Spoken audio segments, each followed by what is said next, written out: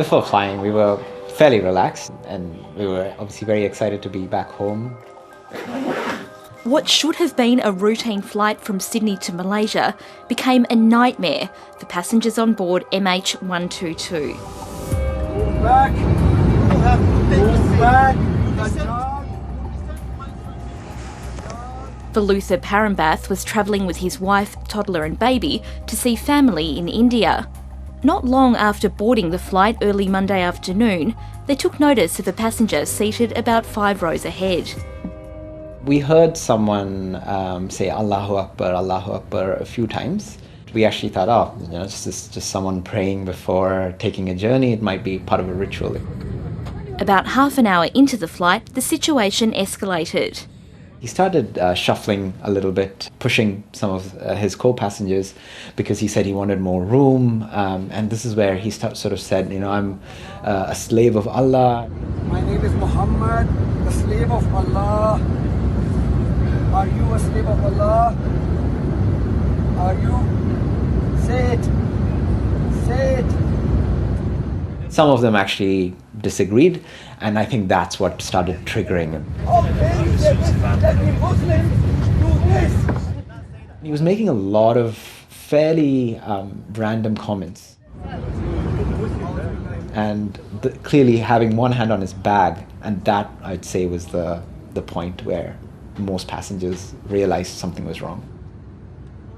Generally, in this case, you would certainly not continue the flight. Every minute you spend in the air is one less minute before maybe the worst happens, and maybe if there was a bomb, before that bomb goes off. Richard de Crespigny was pilot in command on Qantas flight QF32 when one of 4 engines exploded. His response to the 2010 emergency helped save over 400 lives. The pilot in command will ultimately make the decision, but he has, at this stage, hundreds or perhaps even 1,000 people working to assist him with knowledge. Velutha commended the flight's crew on their response to the emergency. They just sat with him, agreed with whatever he was saying, and this was the bit where the captain announced that we were going back to Sydney, but they announced it really well. So they just said that because of air traffic reasons, we can't proceed further.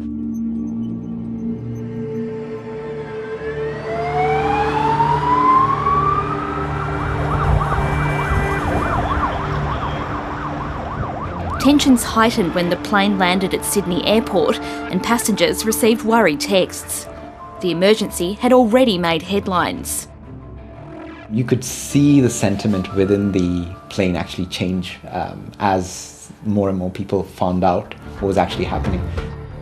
Jawad Nazir's close friend Mohammed Zubair was on the plane.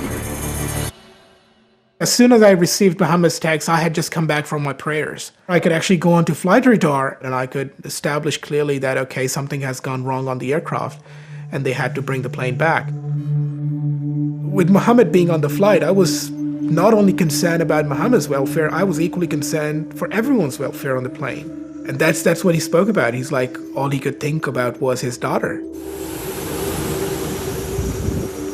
After a long wait on the tarmac, Australian Federal Police boarded the flight and arrested 45-year-old Canberra man Muhammad Ali Arif.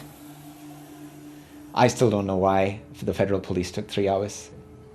3 hours is just, unacceptable.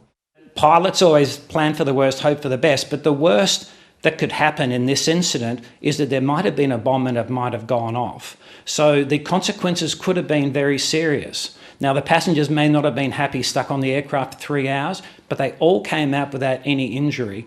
And I don't think it's a mistake. I think it was due to the expert handling of it by all kinds of people.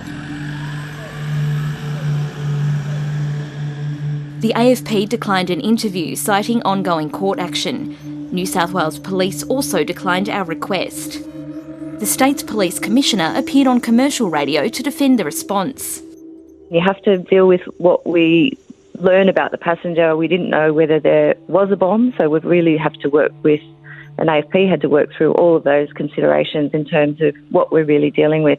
We don't storm planes. This is not TV. It's not the movies. And we want to protect the lives of all passengers. Mr Arif was charged with making a false threat to damage an aircraft and not complying with cabin crew's safety instructions. He was supposed to appear in court today via video link, but he refused to leave his cell. His lawyer told the court that Mr Arif was not in the right state of mind and didn't seem to understand the situation he was in. The matter was adjourned until tomorrow.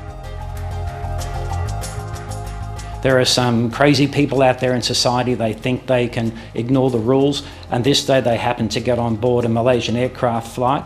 But everyone got off alive, so I think Malaysian Airlines should be proud of what their pilots and their crew did.